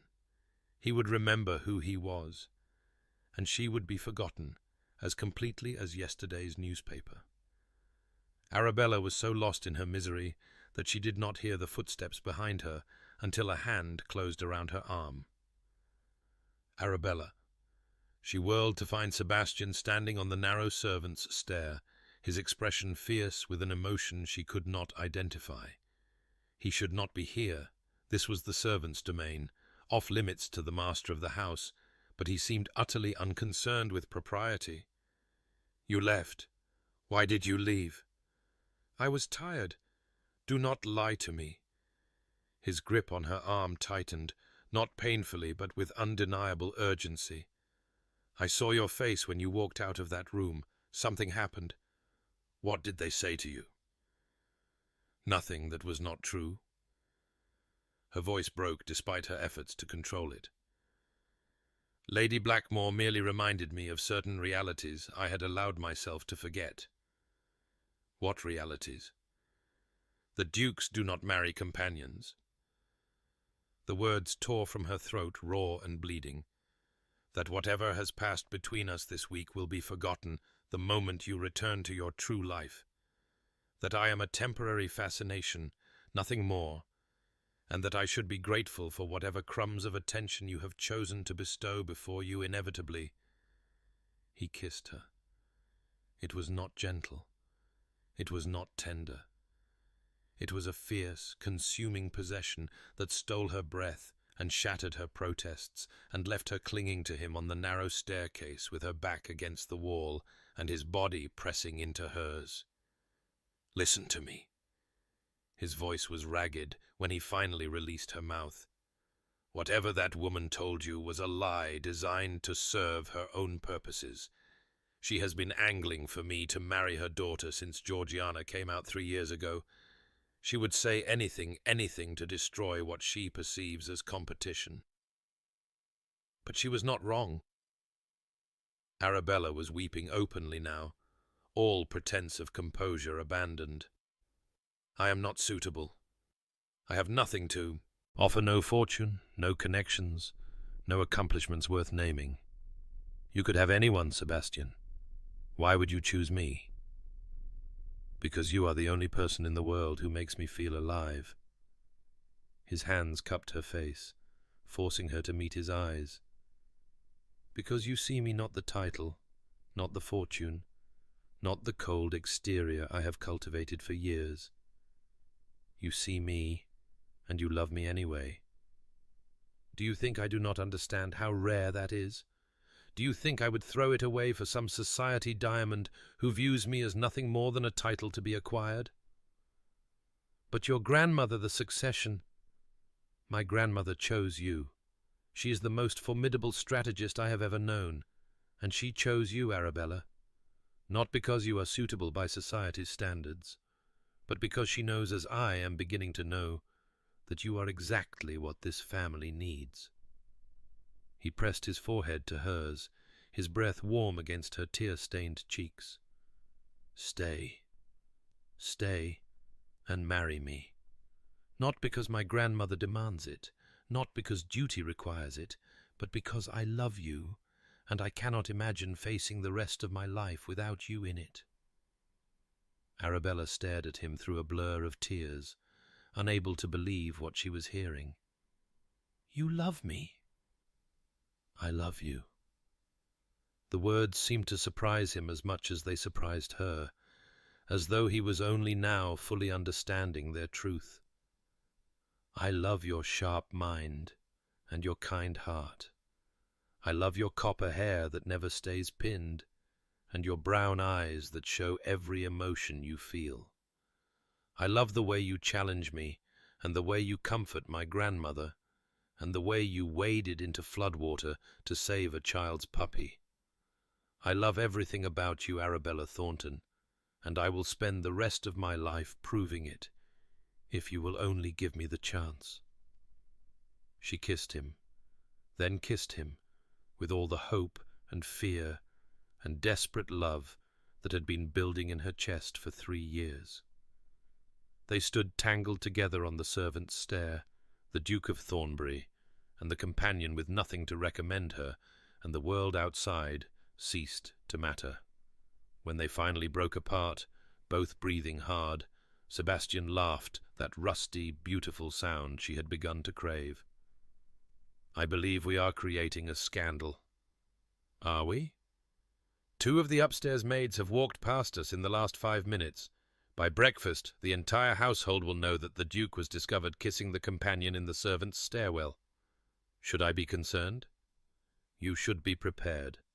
His eyes glittered with something that looked very much like joy. "Because tomorrow I intend to announce our engagement to Lady Blackmore and her daughter over breakfast. Their expressions alone will be worth any scandal that follows." But before breakfast could arrive, before any announcement could be made, a commotion erupted from the guest wing. They heard Lady Blackmore's raised voice, first shrill with outrage in a way that abandoned all pretense of gentility. Then came running footsteps, doors slamming, and finally the dowager's voice cutting through the chaos with imperious authority. Sebastian's expression shifted from warmth to wariness. That does not sound like a minor disturbance.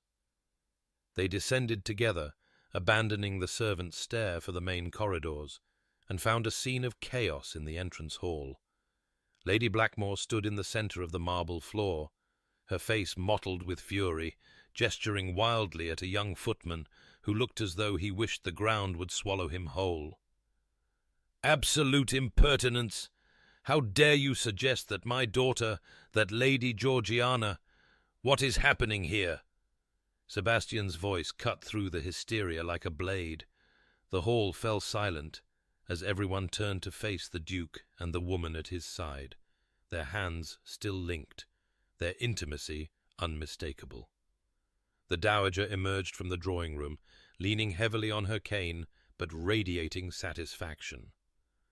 "Ah, Sebastian. Good. You should hear this." "Hear what?"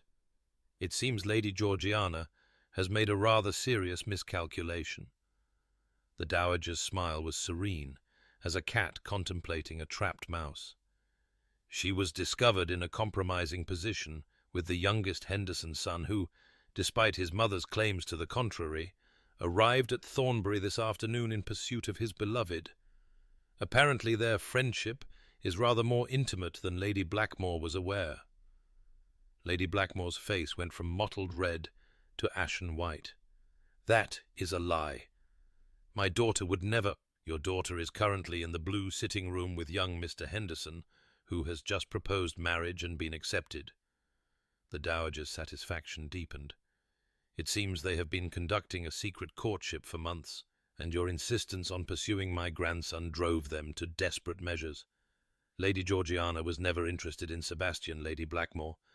She was merely too afraid of you to say so."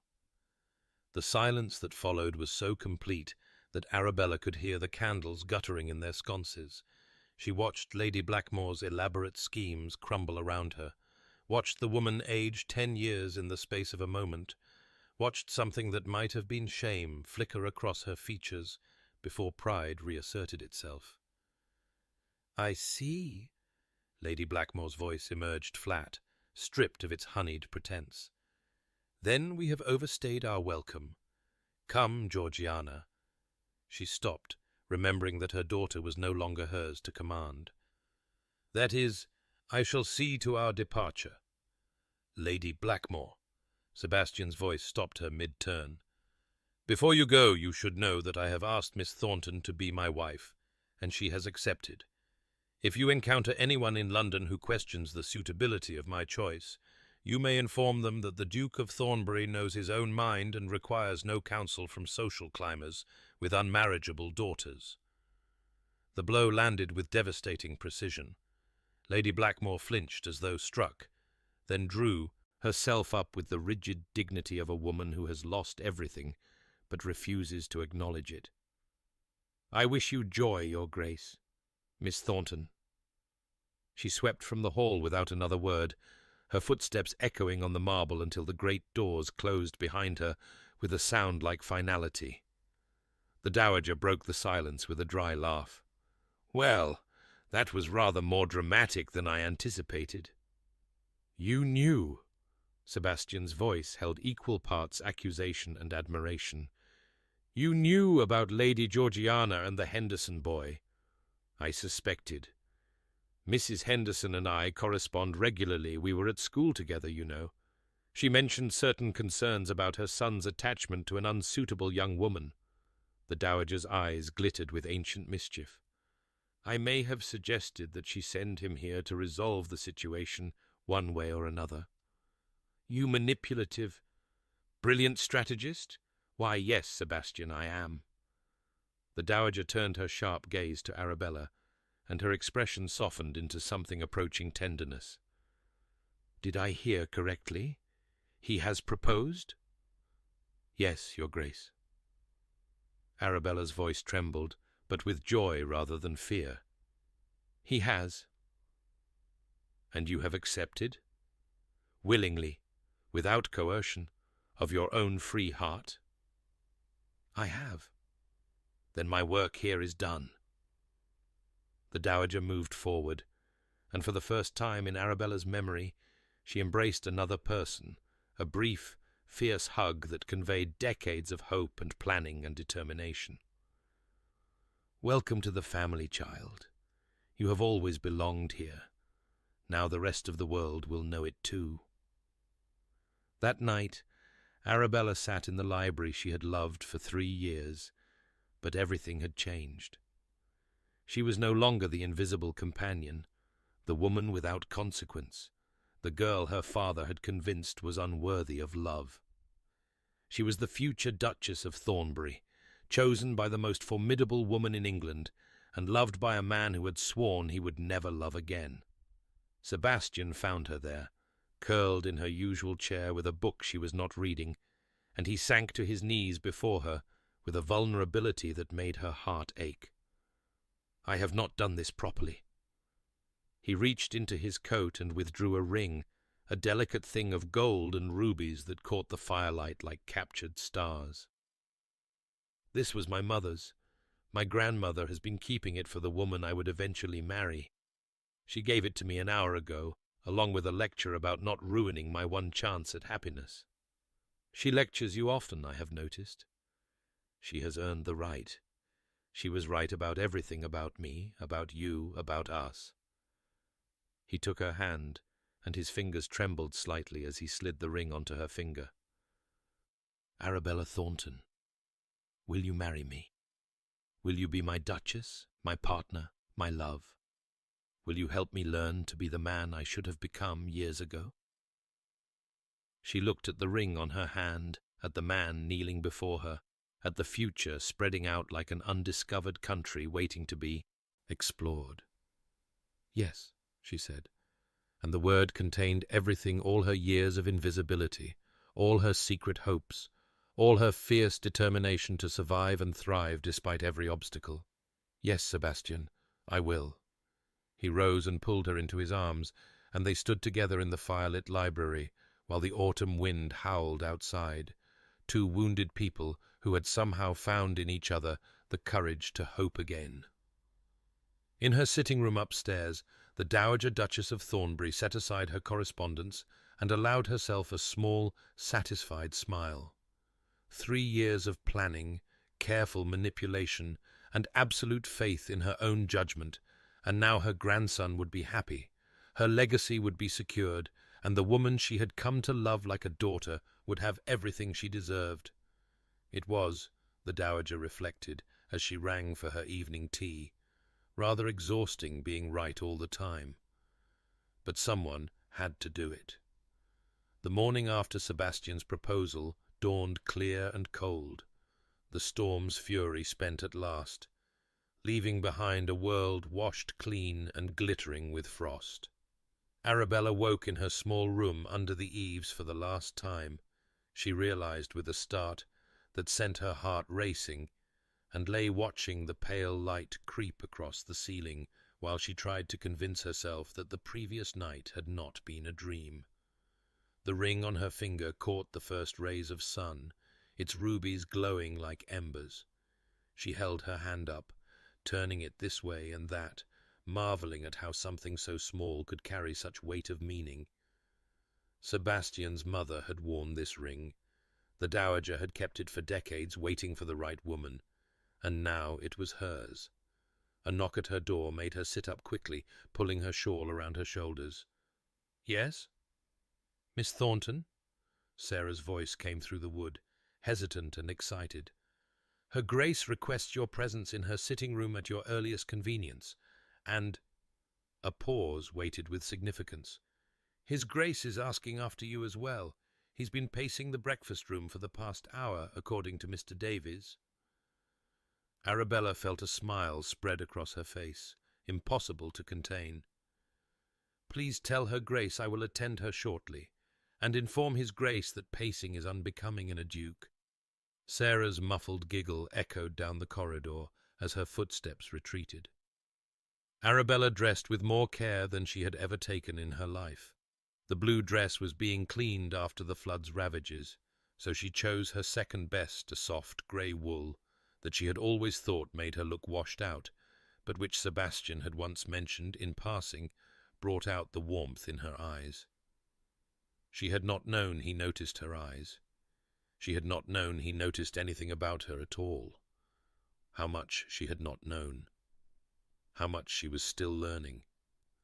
The dowager's sitting room was warm with firelight and the scent of chocolate, a luxury the old woman reserved for occasions of particular significance.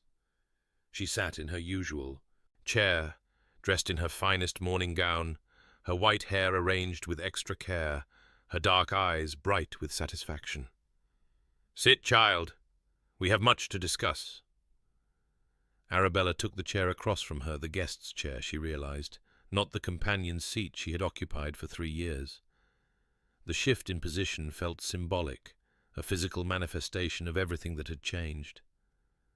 "First," the dowager said, "let me look at you properly."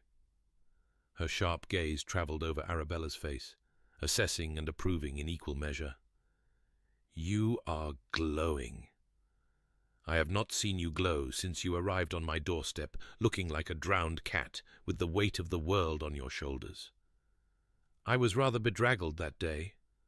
You were terrified, grief-stricken, utterly without hope." The dowager's voice softened with rare gentleness. "I watched you rebuild yourself, Arabella. Day by day, year by year, I watched you find strength you did not know you possessed. I watched you become the woman I always knew you could be. And now my grandson will have the privilege of loving you for the rest of his life." Arabella's eyes stung with tears she refused to shed. "Your Grace." "Augusta." The dowager waved a dismissive hand. "You are to be my granddaughter. I will not have you calling me by my title as though we are strangers." "Augusta." The name felt strange on her tongue, too intimate for the formidable woman who had shaped her life for 3 years. "I do not know how to thank you.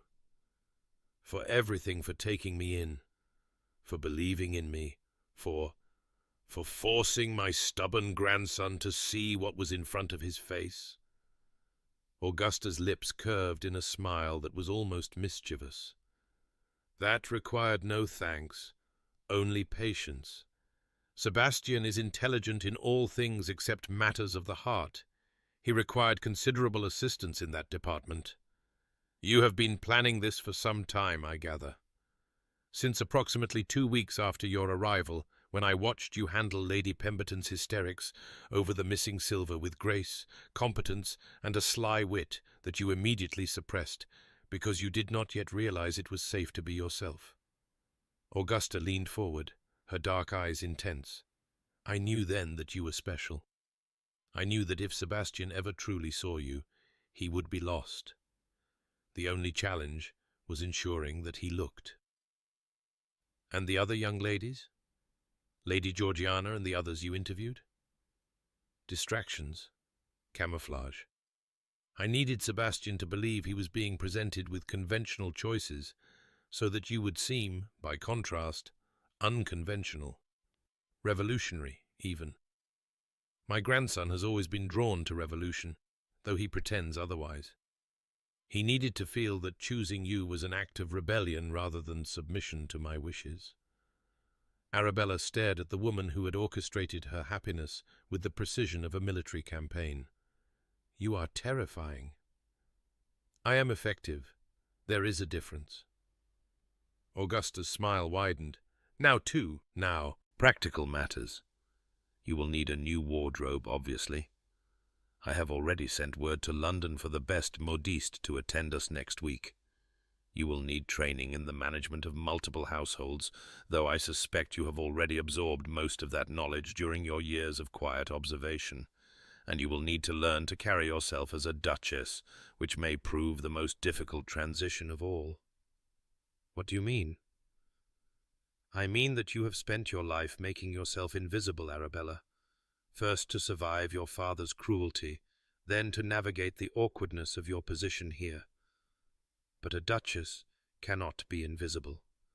A duchess must command attention, must lead, must speak with authority on matters that affect hundreds of lives. Augusta's gaze sharpened. You have the capacity for this. I have watched you exercise it during the flood, when you directed rescue efforts with the competence of a general. But you have buried that capacity under layers of self-doubt and protective modesty. Those layers must be stripped away. I do not know if I can. You can. You will. And I will be here to guide you, for as long as God grants me breath. Augusta's voice carried a weight that made Arabella's heart clench. I am not immortal, child, much as I might wish otherwise. I may have a few years left, perhaps more, perhaps less. I intend to spend them ensuring that when I leave this world, I leave my family in capable hands. Augusta, do not weep. I have had a full life, longer than I deserved, and I have seen my grandson find happiness at last. Whatever comes next, I will face it with satisfaction. The dowager reached across and took Arabella's hand, her grip surprisingly strong for a woman of her years. Now, Sebastian has been waiting long enough. Go to him. I believe he has plans for the day that do not include an old woman's lectures. Arabella rose, but at the door she turned back. Why me? Truly. Of all the women in England you might have chosen, because you are the only one who could save him.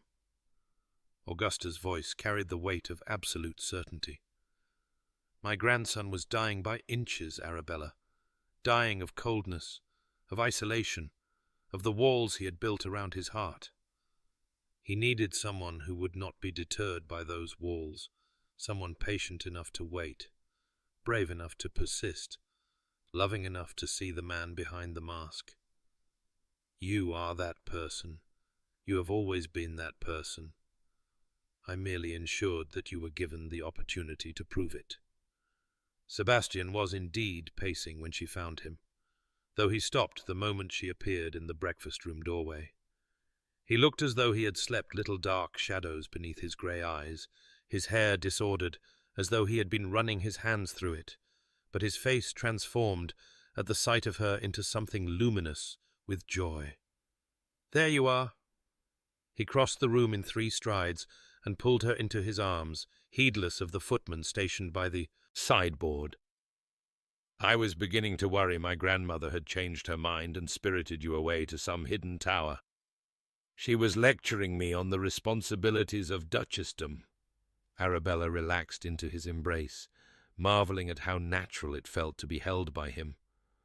Apparently, I am to be transformed into a commanding presence who strikes fear into the hearts of society matrons. You already strike fear into the hearts of society matrons. Lady Blackmore nearly fainted when she realized you had won. Sebastian's lips brushed her temple, her cheekbone, the corner of her mouth. I have plans for today. So your grandmother implied, should I be concerned? Deeply. His smile held a warmth that made her breath catch. I intend to show you Thornbury as you have never seen it, not as a companion, confined to the house and gardens, but as its future mistress. I want you to see what will be yours, what will be ours. He took her on horseback across the estate, through lands she had glimpsed from windows but never explored. They rode to the highest point of the moor, and looked out over miles of rolling countryside, purple with heather and gold with autumn bracken. He showed her the tenant farms, introducing her to families she knew by name, but had never officially met families who greeted her not with the wary courtesy reserved for companions, but with genuine warmth and congratulations that brought tears to her eyes. "They know already," she said, as they rode away from the Miller homestead, where old Mrs. Miller had pressed a bundle of dried lavender into her hands with trembling fingers, and whispered blessings in an accent so thick Arabella could barely understand it. "The servants have been talking since last night. By now I imagine half the county knows that the Duke of Thornbury is to marry his grandmother's companion." Sebastian's voice held no trace of concern. "Does that trouble you?" "I thought it might. But when Mrs. Miller hugged me and called me a proper blessing upon this house—" Arabella shook her head, wonder colouring her voice. "These people do not care about my lack of fortune or connections. They care that I waded into the flood to help them. They care that I know their children's names and remember their grandmother's ailments. They care about things that actually matter. They are wiser than London society. Most things are." They stopped at the ruins of an old chapel, its stone walls crumbling but still beautiful, covered in ivy that glowed crimson in the afternoon light. Sebastian helped her dismount and led her through what remained of the doorway into a space open to the sky, where wildflowers grew between ancient flagstones and a single carved angel watched from a broken altar. "My parents were married here," he said quietly. "The family chapel was being renovated, and my mother insisted she would not wait another day. So they came here, just the two of them and a village priest, and exchanged their vows under the open sky." Arabella looked around at the wild, romantic beauty of the place, so different from the formal grandeur of Thornbury Manor, so unexpectedly perfect. "It is lovely. My grandmother calls it impractical and draughty. My mother called it magical." Sebastian took her hands, his grey eyes intent on her face. "I would like to marry you here, Arabella, if you are willing. Not a grand society wedding with hundreds of guests who care nothing for us, but something real, something meaningful, something that is truly ours. Your grandmother will object. My grandmother will be overruled, for perhaps the first time in her life." His lips quirked with amusement. "She has orchestrated everything else. She can allow us this one rebellion." Arabella looked around the ruined chapel, at the angel watching with serene patience, at the autumn sky stretching blue and endless overhead, at the man who had somehow, impossibly, chosen her, and felt something settle in her heart. A rightness, a belonging, a sense that this was exactly where she was meant to be. "Yes," she said. "Yes, Sebastian. Let us be married here." The weeks that followed passed in a blur of preparation and transformation. The modiste arrived from London, a formidable Frenchwoman who took one look at Arabella and declared that she had been criminally underserved by whatever provincial seamstress had been responsible for her previous wardrobe. Fabric swatches multiplied like rabbits across every surface in Arabella's new chambers, proper chambers now, befitting a future duchess, though she still sometimes caught herself returning to her old room under the eaves out of habit. The dowager oversaw everything with the precision of a military commander, drilling Arabella on precedents and protocol, testing her knowledge of the estate's complex financial arrangements, correcting her posture and pronunciation with the relentless perfectionism of a woman who would not accept failure. "You are too modest," Augusta declared during one of their sessions. When someone pays you a compliment, you deflect it. When someone challenges your opinion, you yield too quickly. These are habits that served you well as a companion, but will serve you ill as a duchess. I do not wish to be arrogant. There is considerable territory between modesty and arrogance, child. Learn to occupy it. Sebastian watched these lessons with a mixture of amusement and concern, pulling Arabella aside whenever he felt his grandmother was pressing too hard. "You do not need to become someone else," he told her one evening, finding her in the library where she had retreated to escape another lecture on the proper management of household staff. "My grandmother means well, but she sometimes forgets that the woman I love is already perfect. I am far from perfect. You are perfect for me. That is all that matters." He drew her into his arms, and she melted against him as she had learned to do, finding comfort in his solid presence. "If you wish to serve dinner at unconventional times, or address the servants by their Christian names, or read novels in the garden instead of paying calls on tedious neighbours, you may do so. You will be the Duchess of Thornbury. You may set whatever standards you choose. Your grandmother would disagree. My grandmother has gotten her way in nearly everything. She can yield in this." He pressed a kiss to her forehead. "Promise me you will not lose yourself in becoming what you think I need. What I need is you, Arabella, exactly as you are." She tried to remember those words as the wedding approached, as the estate filled with preparations and the guest list, despite Sebastian's wishes for intimacy, grew to include a handful of his closest friends, and what remained of her own distant family. A cousin she barely remembered arrived from Somerset, tearfully grateful to see that at least one member of the Thornton family had escaped their father's shadow of disgrace. An elderly aunt materialized from Yorkshire, declaring that she had always known Arabella was destined for great things, and would certainly have helped her years ago if only she had known of her circumstances. "Vultures," Sebastian muttered, watching the aunt ingratiate herself with every wealthy guest. "They ignored you when you needed them, and now swarm to share in your good fortune. Let them swarm. They cannot touch me any more." Arabella watched her aunt with something approaching pity. "She is lonely and poor and frightened of dying in obscurity. If my marriage provides her with a few months of reflected glory, what harm does it do?" Sebastian looked at her with an expression she was learning to recognize wonder, mixed with something deeper.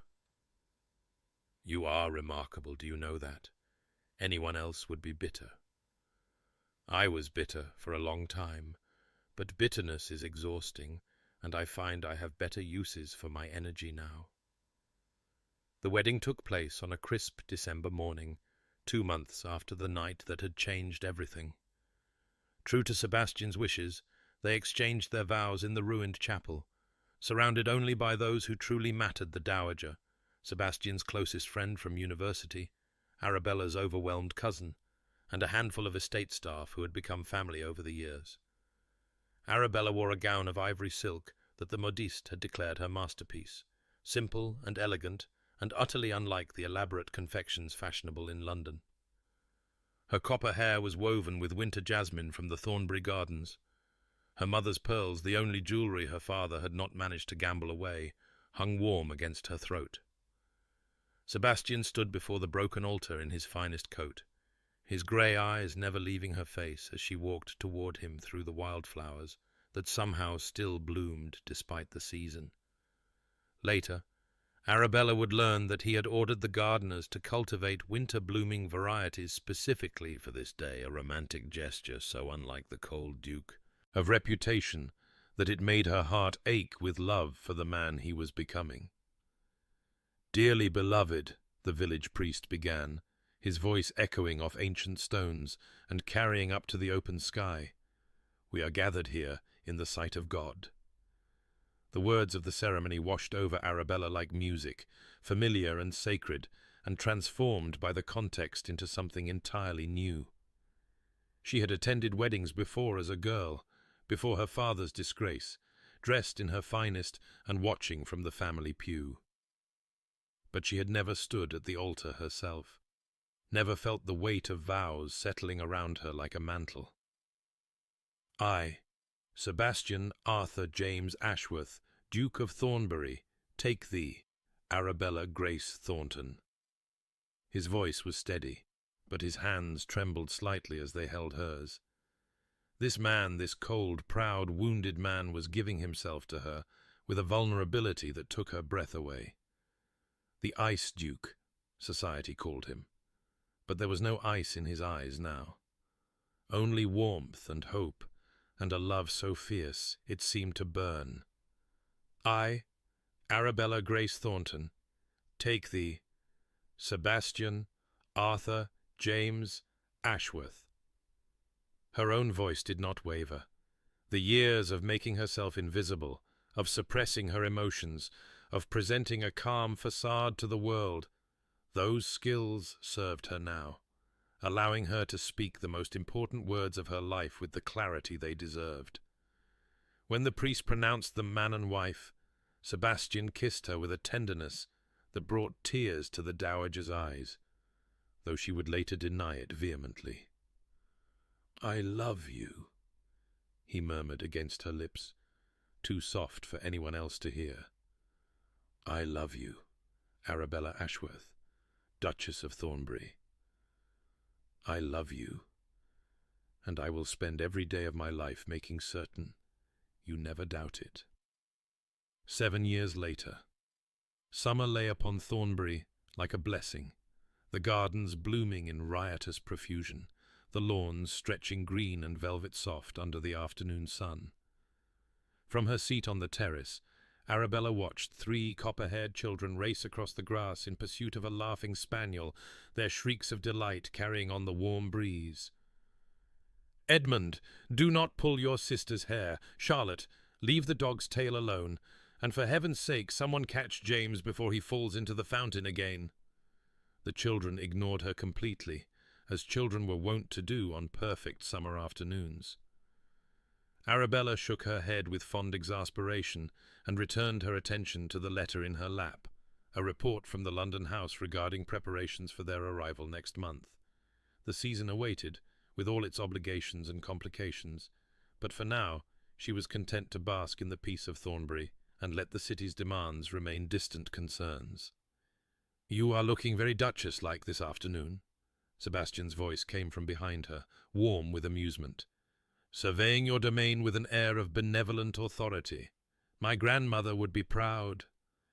"Your grandmother is the one who insisted I develop what she called the ducal glare. I have been practicing on the children." Arabella tilted her face up for his kiss, a casual intimacy that still sent sparks through her veins after 7 years of marriage. "Though I fear they are immune. They are terrors, every one of them. I cannot imagine where they get it from. Certainly not from their father, who has never terrorized anyone in his life. I terrorized Lady Blackmore rather effectively, as I recall." Sebastian settled into the chair beside her, stretching his long legs out with the ease of a man entirely at home in his world. "I saw her at Whitfield's ball last spring. She actually crossed the room to avoid speaking to me. Poor Lady Blackmore, though I understand Lady Georgiana is quite happy with her Mr. Henderson. Deliriously happy, according to rumour. 4 children and a modest estate in Hertfordshire, and not a single regret for the title that got away." Sebastian's hand found hers, intertwining their fingers with the absent familiarity of long habit. "Speaking of children, I believe our youngest has found the fountain." Arabella followed his gaze and sighed. 3-year-old James sat in the shallow basin of the ornamental fountain, soaked to the skin and beaming with triumph, while his older siblings looked on with expressions torn between horror and admiration. "I told Nurse he would find a way. That child is part fish. He is determined, like his mother. Charlotte has your stubbornness as well, though she masks it with her grandmother's tactical mind. Only Edmund seems to have inherited my more cautious nature. Edmund is 7 years old, and has already informed me that he intends to reform Parliament when he comes of age. I would not call that cautious. Ambitious, perhaps, but he plans his ambitions carefully. Sebastian's voice held paternal pride he no longer tried to hide. He will make an excellent duke some day. Not for many years yet, God willing. Not for many years. They sat in comfortable silence, watching the nursemaid hurry across the lawn to retrieve the waterlogged James, while Edmund lectured his younger siblings on the dangers of fountain-related misbehavior. The spaniel, having escaped Charlotte's attentions, flopped contentedly in a patch of sun, apparently exhausted by the afternoon's adventures. "I received a letter from your cousin this morning," Sebastian said eventually. "She wishes to visit next month." "Catherine? How unexpected. I thought she was firmly established in Bath." "She has apparently found the waters disagreeable, and the society insufficiently elevated." His voice held a trace of the old, aristocratic dryness that had once masked his emotions, but now served merely as gentle humour. "She hopes that a visit to her illustrious relations might restore her spirits." "And her prospects, no doubt. No doubt." Sebastian squeezed her hand. "You need not invite her if you prefer not to. The woman spent years ignoring your existence." "She was afraid of my father's disgrace tainting her by association. I cannot entirely blame her for that." Arabella considered the letter that awaited response on her writing desk. "Let her come. Perhaps being useful to her will be its own reward, and perhaps she has genuinely changed. Either way, I find I have no anger left to spare for old grievances." "You are too forgiving.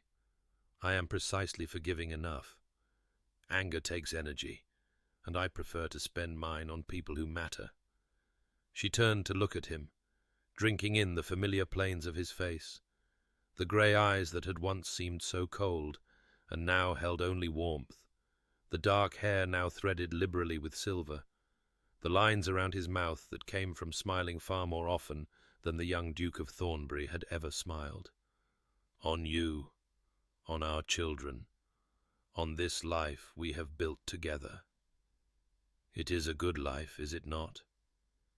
His voice held wonder, as though even after 7 years he could not quite believe his fortune. "Better than I ever imagined possible. Better than I dared to dream." A commotion from the far end of the terrace drew their attention. Augusta the Dowager, though Arabella had long since ceased to think of her as such, emerged from the house in her chair, pushed by her long-suffering attendant, her white hair gleaming in the sunlight, and her dark eyes as sharp as ever, despite her 80 years. "There you are." Her voice carried with the authority of decades. "Edmund, come here at once. I wish to hear you recite the poem you have been learning, and someone fetch James out of that fountain before he catches his death." Edmund obediently abandoned his siblings and hurried to his great-grandmother's side, straightening his spine and clasping his hands behind his back with the formality of a much older child. Augusta nodded approval at his bearing and gestured for him to begin. "I wandered lonely as a cloud," Edmund recited, his clear voice carrying across the lawn, "that floats on high o'er vales and hills." Arabella listened with half an ear, her attention caught by the scene before her. Her son performing for a great-grandmother who adored him, her daughter attempting to teach the spaniel to shake hands, her youngest being wrapped in towels by a scolding nursemaid, while he giggled with unrepentant joy. Sebastian beside her, his hand warm in hers, his presence the steady centre around which her entire world revolved. "What are you thinking?" Sebastian's quiet voice pulled her from her reverie. "I am thinking that I was invisible for so long. So many years of trying not to be seen, not to take up space, not to want things I was told I could never have." She turned to face him fully, and the love in her eyes made his breath catch, as it had on their wedding day, as it still did every morning when he woke beside her. And now I am the Duchess of Thornbury, with 3 beautiful children and a husband who loves me, and a life I could never have imagined. I am thinking about how strange it Is the way happiness arrives, not in the shape we expect, but in the shape we need. You deserved this happiness. You always did. Perhaps. But deserving is not the same as receiving. So many people deserve joy and never find it. She glanced toward the dowager, who was listening to Edmund's recitation with an expression of fierce pride. I was lucky. I had someone who saw me when I could not see myself, who believed in me when I had forgotten how to believe. I had you. You had yourself. Sebastian lifted their joined hands and pressed his lips to her fingers. I merely provided the opportunity. Everything you have become, everything you have achieved, that was always inside you, Arabella, waiting for the moment when you would finally believe it. The recitation ended to enthusiastic applause from the gathered family. James, having escaped his towels, made a break for the fountain again before being caught by his father, who swung the squealing child up onto his shoulders and pretended to threaten dumping him back into the water. Charlotte immediately demanded the same treatment, while Edmund watched with the dignified disapproval of an heir who considered such antics beneath him. "Papa is going to drop James in the fountain," Charlotte informed Arabella solemnly. "I heard him say so. Papa is teasing. He would never drop any of you anywhere. He dropped Edmund in the hay wagon last summer. That was an accident. Edmund says Papa did it on purpose because Edmund called him old. Edmund should not call his father old, and Papa should not drop anyone in hay wagons." Arabella tried to maintain a stern expression, but felt her lips twitching. "Both of them are incorrigible." "What does incorrigible mean?" "It means impossible to improve. Like you, my darling, when you put frogs in cook's soup pot." Charlotte's eyes widened with unconvincing innocence. "I was helping. Grandmother said frogs are a French delicacy." "Grandmother says many things that should not be taken as instruction." Arabella pulled her daughter close and breathed in the scent of sunshine and grass and childhood. "Go rescue your father from your brother. I believe James is attempting to remove Papa's cravat." Charlotte ran off, her laughter trailing behind her like ribbons, and Arabella watched her family with a heart so full it felt like it might overflow. Sebastian had indeed lost his cravat to James's determined fingers, and was now engaged in a mock battle with all 3 children, his dignity thoroughly sacrificed to paternal love. Augusta wheeled herself closer, her attendant retreating at a subtle gesture. The old woman's eyes moved from Arabella to the scene on the lawn, and something in her expression softened into satisfaction, so complete it seemed to ease years from her face.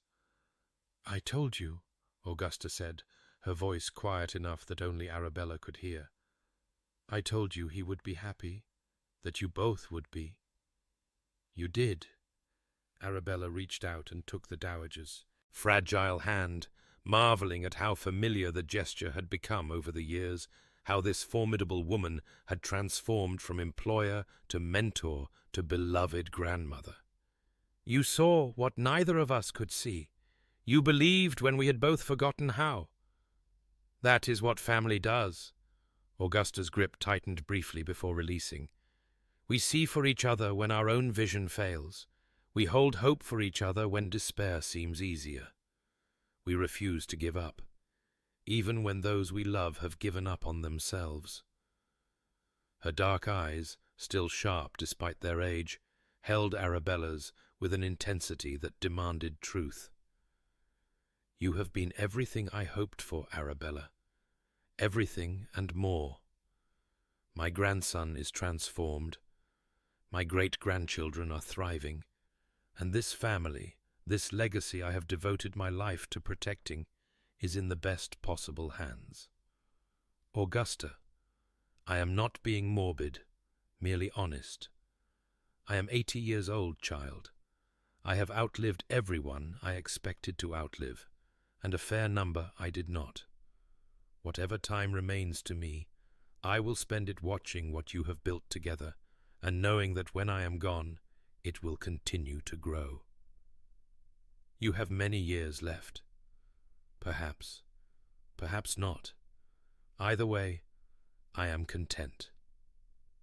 Augusta's gaze returned to the lawn, where Sebastian had finally been brought down by the combined assault of all three children, and was now lying in the grass while they climbed over him like puppies over a patient hound. I am content, Arabella. That is a gift I never expected to receive.